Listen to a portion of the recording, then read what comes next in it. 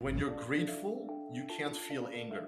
Gratitude is that little moment of space and time where everything feels perfect. You need to tap into that. So I tap in hard, get a massive gratitude state, and then I visualize. Welcome to Inspired by Success, the podcast where I deep dive into the mindset of successful entrepreneurs, CEOs, and thought leaders. Get ready to be inspired and gain valuable insights to unlock your true potential. Today, we have a truly inspiring guest who represents the essence of transformation and resilience. He's conquered battles with drug, alcohol, and sex addiction to now creating a sober and successful life. From starting with nothing to now owning real estate, a construction company, and the global Wolf Pack Mentorship Program, his resilience is truly amazing and shines through. Having coached alongside industry giants like Grant Cardone and Wes Watson, his success isn't just personal, it's a dedication to uplifting others. He champions the power of commitment and integrity, emphasizing the importance of keeping one's word. Join us as we connect with a man on a mission to redefine success and lead others toward genuine happiness. Without delay, let's delve into the conversation with the incredible Isaac Global. Welcome to the show, Isaac. Thank you for having me, Linda. It's going to be an incredible show. Tell us about your story and how you became the man you are today. You've overcome so much challenges and you're so successful. So it's super inspiring. Tell us how it all began. It began is probably in my house, I feel like that's where all the stories really began. It's having immigrant parents, father that was just not wanting to be like him. You know what I think it began though? If I were going to pinpoint it, there was different times. Yeah, there was times where I slept on the floor after I got divorced. There's failed businesses. There's drug addiction. But I think the seed that really planted everything was my dad was being a total terrorist in the house. And I'm like, okay. And I'm 13, 14 years old, mind you. I'm like, I don't want to be like this guy. So I end up going to the library and I read the biography of John D. Rockefeller. I'm actually looking at a picture of John D. Rockefeller right now. He's always in front of me. Wow. Yeah, I got obsessed with the library and books at a young age, but I just saw John D. Rockefeller and this was a guy whose father was also not the best. And he was religious and he was sober and he had a family and he had kids and he changed the face of America. And I read his book, which is this. I don't recommend it to anybody.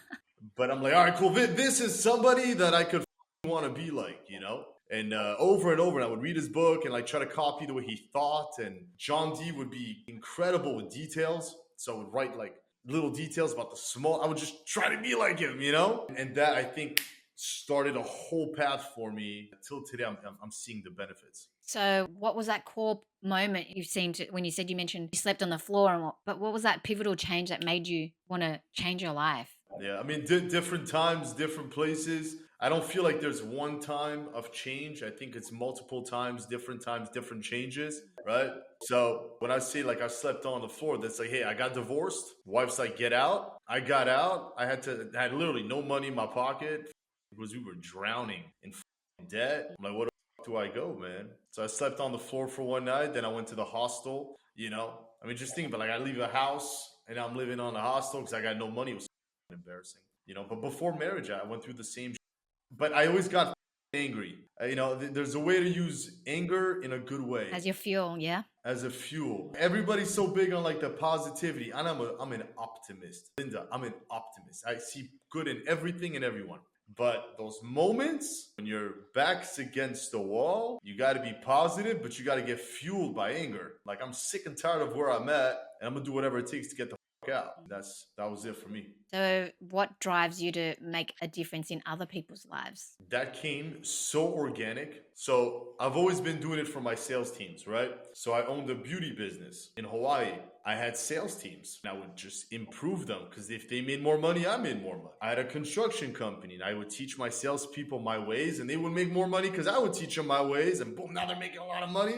And so I'm making more money. I've always been a person that likes to influence. The Wolf Pack, which is my mentorship organization, it's so organic. I was at a point, Linda, where I was on vacation all the time, on boats, yachts, girls, cars, Wolf of Wall Street. And I said, I'm going to turn my life around. And the only way that I thought that would make sense is if I recorded the entire thing. So I got real vulnerable. I did everything online. And then people were just asking hey, can you put me on? Because there's two types of people. Watch this. There's the brokey who's just at the bar, drinking $5 beers, drowning his life. And there's people who've made it in life, but they feel so empty. They're drinking the same one, but maybe it's Cristal, maybe it's Dom Perignon. It's $1,000 drink. We're down. And I'd have these guys, the top performers. We're the best in our business. We're leaders. We're winners. But there's a void inside us, you know? And those people started reaching out. They're like, man, I got the cars, I got the jets, I got this, but I feel empty. Can you help me? And that kind of grew the Wolf Pack. It became a really serious organization of badass men and women, man. And we're all winning. Tell us a little bit about that, because like I do see, I follow you on Instagram and I do see that lifestyle. Let's take it back first. How did you become so successful? Like, what are the skills that got you there in the first place? I think so successful is a big word. Like my mentor makes $2 million a month. That for me is successful. You know what I mean? Like I built 7-figure companies, but I'm not making 2 million a month. So I think we need to like readjust the word so successful. But I guess to each their own. I would say though, it's constant drive and focus. Like learning to cut out the... So there's something called the law of subtraction, okay? The law of subtraction states that to get to where you want to be, it's not to add more, it's to subtract. So most people, they're doing the right thing. They're going to work every day, right? They're waking up, they do a little bit of exercise, they do the drinking, and then they have countless amounts of friends that are so bad for them, soaking there's nothing left. So I'm big on the law of subtraction. That's what's helped me in my life. I'm always subtracting. Who else can I cut? Who can I cut out of my life today? What food can I cut out? You know, what attitude can I cut? Can I cut out some more sleep? Should I add more? You know, remove. Look at Navy SEALs. We put them in insane environments with literally nothing left. Boom, a Navy SEAL is born. You look at monks. You take away everything, you put them in the Himalayas, and then boom, they reach enlightenment. You know, I'm talking about the real gangsters in prison, the one that actually come out bosses. They're born in prisons because in prison you're removed of all pleasure. We need to do that. Remove all the fluff. You'll get your success. And that's what's helped me in my life. Incredible. Minimizing things and working on the things that are going to help you grow as well. How do you help people stay strong and more confident? Like, given what's going on in the world, in society these days, in the economy. So how do you help people stay strong and more confident? I know you with your Wolf Pack program. How do you help them? Yeah, that's a very good question. I really believe that confidence comes from keeping your word. So, and we were talking about that in the coaching call today. It's every Sunday. And I'm like, a lot of people are going to enter New Year's with their heads down because they spent the entire year making promises and then breaking them. Oh, I'm going to start a business. No, you did not. You're still working a 9 to 5. I'm going to leave my boyfriend. You're still with him. I'm done with my friends. I saw you at the bar with them last week. And so what that does is all these broken promises over and over and over again. You can lie to the world, but you can't lie to yourself. So when you look in the mirror, you're a liar. Of course you have no confidence. So the number one thing we do, what I do as a coach or in my business with my employees, is one, I hold them accountable to keeping their word. And two, I make sure they hold themselves accountable. So when I have this thing, say what you do and do what you say. You say it, you do it. All my guys in the Wolf Pack, at least most of them, they're coming into New Year's head up because they made some promises. And we're going to make sure they keep their promise. It could be simple, like telling your wife, I'm going to take you out once a week. You made the promise, bro. Don't make excuses now. And that right there, keeping your word, that increases confidence. And how do you also balance the philosophy? Like, you got the philosophy of you only live once, which is YOLO, but how do you balance that with the discipline you advocate? Well, I think people could get it completely mixed up when you say you've only lived once. They think, oh, you only live once, so you got to do partying. Let me tell you something. I've done the partying at the highest level. They're looking at Instagram, Facebook, TV, and saying, wow, I only live once. I wish I could leave my wife or I could drink and party. I've been there. I've done that. At the highest level, you're empty and you're sad. So you got to redefine the words you only live once. You got to redefine that because right now you're defining it with the way mainstream media has dictated you to. It's called brainwash.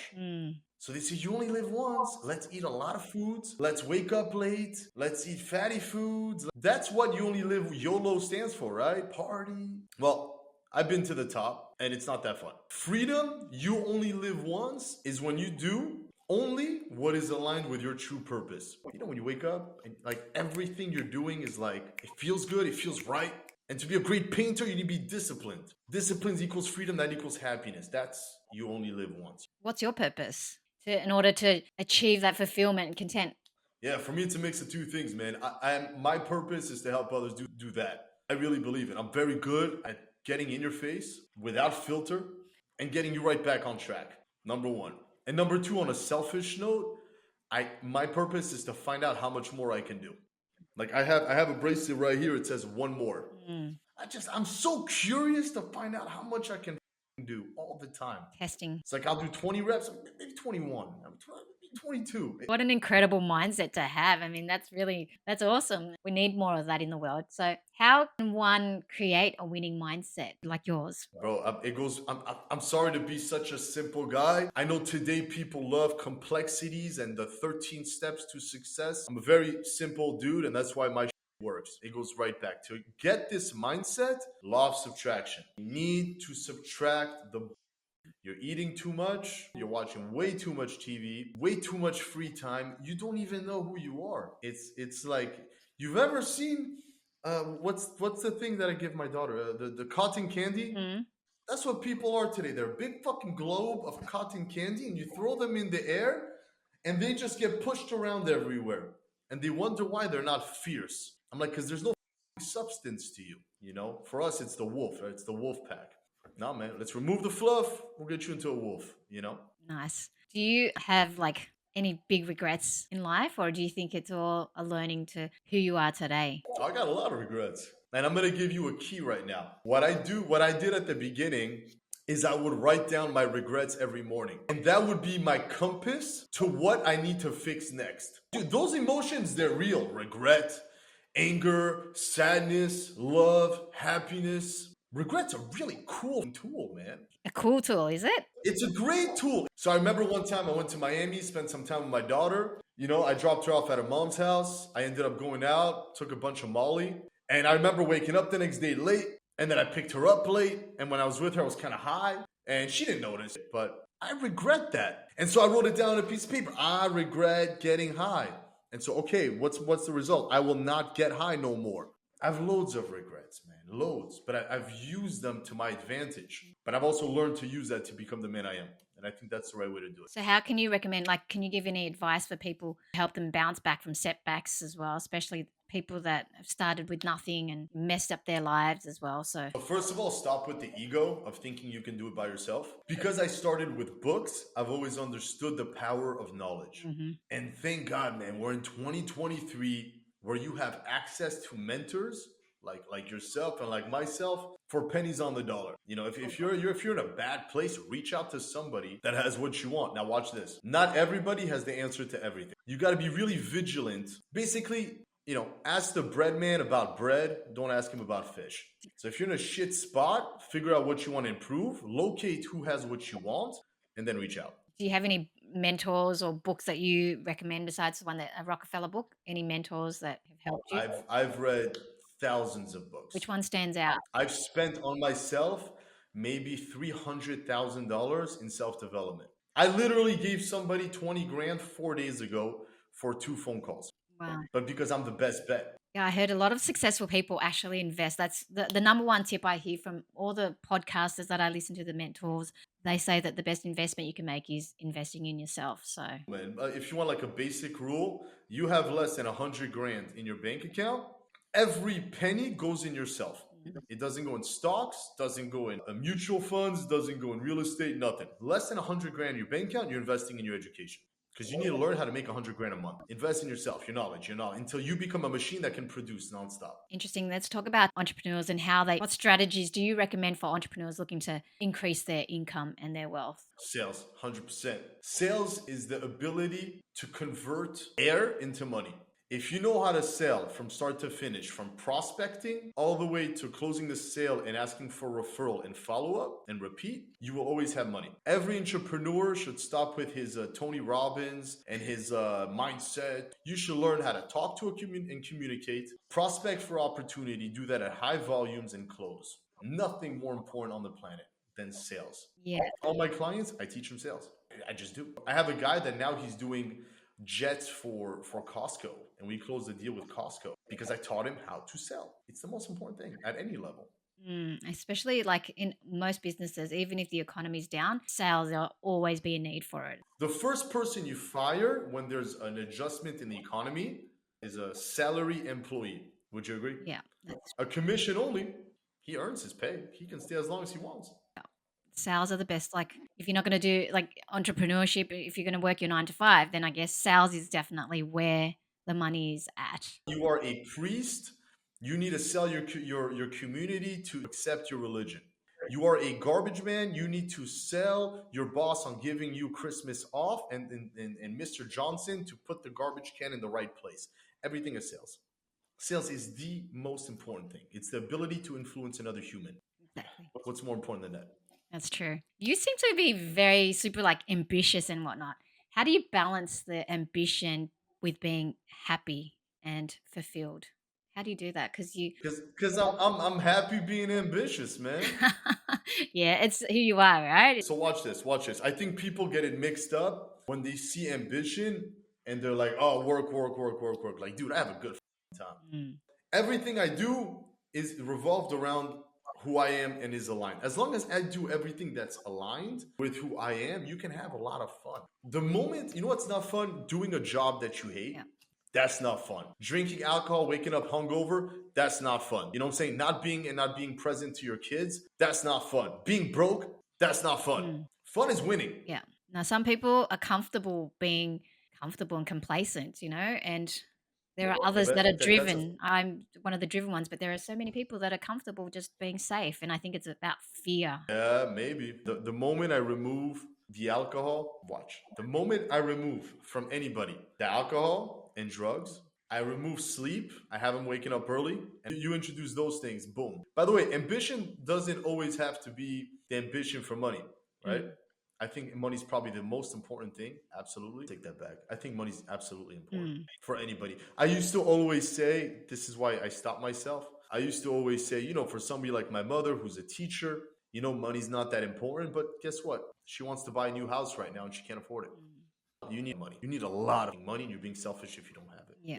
You need ambition, man. And if you don't have ambition, let's take away the drugs, let's take away the alcohol, let's get you clear. When you get clear, the ambition comes right back out. We're mammals, anyways. Tell us about your routine because, it sounds like you wake up early and like a full on life. How does fitness, Yeah. like, tell us about your routine and then the fitness aspect, like the fitness part of your program as well? Good. Yes. Good question, man. So I wake up at 4 to 4:30 every day, 7 days a week. I wake up. I make a post. Anybody that follows me on Instagram, they'll see the same post every single day at 4:30, no matter what. Every day for years.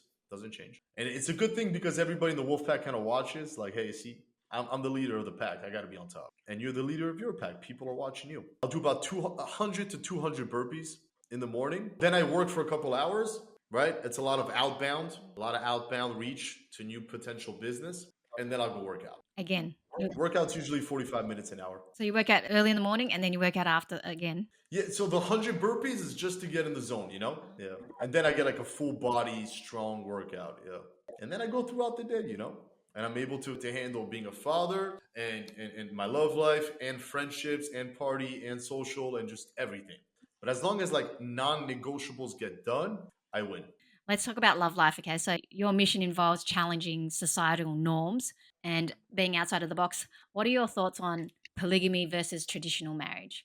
Man, somebody just asked me about polygamy the other day. I got roasted. But here's my thoughts, okay? Here's my thoughts. I think in any relationship, there needs to be an agreement, period. So if your partner is okay with polygamy, then that's the way it is. I think it's a conversation that you absolutely need to have, though. Because there's one thing on this planet that I detest. I'm talking about I hate. It's somebody that cheats. Everybody asks me on Instagram, oh, they see me with the girls and everything. I've been with beautiful women all over the world. I've never fucking cheated a day in my life. I can't stand a cheater. So if you feel like you're a cheating person, if you're going to get married, have that polygamy conversation with your wife. It's a cool conversation. She might like it, she might not, but at least you're honest. I don't. That's Yeah. that's my that's my thought on it, Linda. Yeah, I don't believe in polygamy. I don't know how long that lasts for, Cool. but that's my belief anyway. But Again, cool. So then he would have a conversation with you and be like, "Hey, Linda, are you okay with that?" And you'd be like, "No." mm, And he can either accept it or mm, not. But at least you had the conversation and it's out of the way. yeah, I think to have a good relationship, you need to have a lot of communication. Your thoughts on like relationships and how does one achieve a great relationship, a long-lasting one with the right partner? I'm going to be super honest. I've yet to be super successful in a relationship, but I won't give up until I do. I just entered a relationship right now and I try to give it my all every time. I really try to give it my all every time. And if it doesn't go my way, it doesn't go my way. But it's like everything in life, like give it your all. As long as you're the person that you want to be and the best version of yourself, I think that other person is going to be able to be the best version of themselves to both align together and be on the same path to create happiness. That's what I. Yeah, I mean, again, like when I go for like relationship advice, I'll never ask somebody my age. They're too young. I won't even ask my parents because they're still young. Like, what relationship can a young person give you? Mm, mm. They haven't had kids. They haven't had ups and downs. Nothing. If I want relationship advice, I ask my grandma. Did you ask your They grandma? went through World War One. Did Huh? you ask your grandma? And because like I ask people that What? too who've been in really long relationships. What's your secret to success in a lasting relationship? What did your grandma tell Hey, you? I mean, when I'll need it, I'll ask. You know what I mean? But when you think about it, like these people went through World War One, World War Two. You know, they're in now the new modern age, and they kept a good family together. Mm. Those are people you ask. But your friend that's 30 or 40 years old, that's in a 5 year relationship or a 6 months relationship, and now what? They post some good pictures on Instagram. What do you think? They have good advice for you? That's the dumbest shit in the world. There's not enough track record. It's like a lawyer. It's like having a plastic surgeon that just got his degree that she's gonna operate on your heart. I don't think so. Give me the senior doctor, please. Mm. Yeah, you want someone skilled. Yeah, relationships now with social media, it's an interesting one. It's definitely interesting. I think you need to set your boundaries big time because you're right with social media. It's crazy for guys and girls. Mm. You know, a lot of bad influence, 100%. I think you should never change yourself completely for another person. I've done that before. Being so in love, I changed. Mm. I won't ever do that again. Got to be your authentic self. I have some people that are like in my wolf pack, and when they got married, they were like super successful, alpha, the whole 9 yards, right? Mm. 5 years later, 10 years later, they're little men. Why is that? What happens to them? What do you reckon? They allow little things to happen over time. I call it death of a thousand cuts. Hey baby, you know what? Why don't you clean the house and now go to work today? Hey baby, why don't you stay in? And then the asks get bigger and bigger and bigger. Next thing you know, there's nothing left of the guy. Do that times 10 years, he's dead. And so these guys that are like super powerful CEOs, they call me, they're like, Isaac, I need my balls back. They need their balls back in. And I'm like, do me a favor. Whatever your girl asks you tonight, just say no. I gotta fight 10 years. Because remember, she married you when you were a little bit and you were strong. And now she's sleeping with the teddy bear. There's no attraction. You know what I mean? Yeah. She married a man and now you're a boy. Mm. Mm. Like, we gotta bring the man back, bro. The male masculinity is just definitely changing in society these days. What are your thoughts on there's female masculinity? They call it the female has the what's the energy? The masculine energy as well. What are your thoughts on that? Because Like girls having a masculine energy. yeah, like being Wow. driven and ambitious and whatnot. Because sometimes roles like single women, I've heard in podcasts as well. Like they're focusing on their career and success, and then they don't find love because they're focused on that too much. And the good men end up being taken by the time they're over 40, for example. But I don't know if that's due to masculine energy. What are your thoughts on that? Man, you know what I think? It's such a good question, Linda. I Mm. think it's like, that's a deep question. It's no, there's two sides to it, right? Tell me. There's this side of men just not being men. Mm. They love hanging out now. The guys love chilling. They want to split the bill. They don't want to work hard. They're smoking. So then the girl's like, well, if I can't depend on him, so I gotta be masculine, Mm. right? So first, it's the fault of the guys for not being men. But on the other side, because like you said, they're super focused on like money and their looks and their Instagram page. Of course, nobody wants to marry you. So it's a back and forth. But I'll tell you what, I've dated some really super successful women. Every girl at the end of the line wants to be taken care of, protected, provided for. And if she ever got pregnant, she wants to know you got her back. And by the way, every girl knows they're getting old. Every girl knows they're not going to be the pretty 20-year-old forever. So they want to know, hey, are you going to love me when I get older? And if you can give that, all that bad thing that's going on, it drops. That's a very interesting concept. And I totally agree with that too, because, yeah. So let me just ask you also if you lost everything and you had to start all over again, what would you do? In which regards? Just like in general, like if you lost everything, your finance, like your success, like the money, your success, what would you do if you had to start all over again? Because some people, just say, like there's a massive crash or something like that happens and I would find the biggest problem there is at the moment and then find a way to solve it. And by the way, my lifestyle, like my non-negotiables, which are wake up at 4:30, stay sober, learn every day, work out, and have a diet, that stays the same. So I would keep going on that same routine. Nothing would change because this is the stuff that actually brings me happiness. It's usually problems of like emotions that people need the most. Yeah. So like if everybody crashed, so now everybody's stressed out. So I would be like the answer to your anti-stress. I would find a product to remove all stress. Maybe it's just again with coaching, who knows? Interesting. But something, Yeah. something with a lot of profit. And again, I would focus on the super extra super wealthy and not the masses. Niche it down. Yeah. What excites you about the future? I got a number of cars I want to buy. There's a plane I want to buy. I want to help 1 million people like sober up, get strong. I want to get married. You know what I'm saying? I've never been like successful at marriage and kids. I can't wait to show that I can do that. There's houses around the world that I want to buy. Dude, the future's exciting. I want to get into the government. I definitely want to do a movie. Absolutely. 1 or 2 movies in Hollywood. Like this life that I'm about to live is crazy. It's a movie in itself. You're talking about the future. I'm shaking right now. That's awesome. You got a great ambition and a good mindset, positivity. And do you use anything to visualize? Like, do you use manifesting or do you use visualization techniques to help you get to where you want? Because a lot of successful people have talked about manifestation. I believe in it truly and I write goals. But do you have anything that you do to help you achieve what you want to achieve? Yeah, yeah. So for years, I used to write big goals every morning and every night Wow. because that's what Cardone used to teach us to do. Today, I spend 15 minutes in the morning, 15 minutes before bed. It's about 7, 8 minutes of complete gratitude, and then 7, 8 minutes where I really visualize the person and the life I want. And by the way, I'm big on gratitude. When you're grateful, you can't feel anger. When you're grateful, you can't feel fear.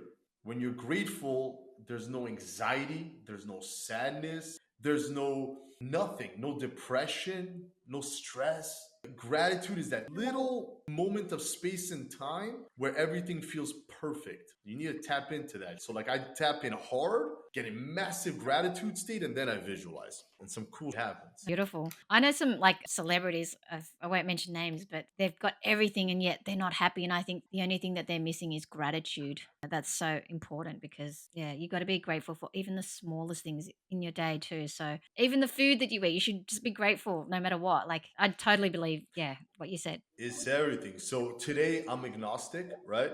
I don't believe in any religion, but I grew up, at least part of my life was Jewish, right? Mm. My mom's Christian, she converted, and my dad's Jewish. So there was Jewish books in the house. And there was something actually really cool, which is in the morning, you spend the first like 10 minutes saying thank you. It was thank for like dumb things like thank you for the ability to breathe. Thank you for ability me to see. Thank you for making me a woman, not a man, or a man, not a woman. Thank you for my hair. Thank you for my touch. And you start the day like that. I mean, you're Well, I love that positivity in the mindset. Finally, where can people find you? It's been like an awesome conversation, and I hope that great, great interview, by the way, Linda. Great job. Wow. thank you. I'm very inspired by you too. So, where can other people find you and follow you? Well, best place is Instagram at Isaac B Global. It's definitely where I'm most active. But I post YouTube videos every day. Connect with me. I will never not answer. I do this all day.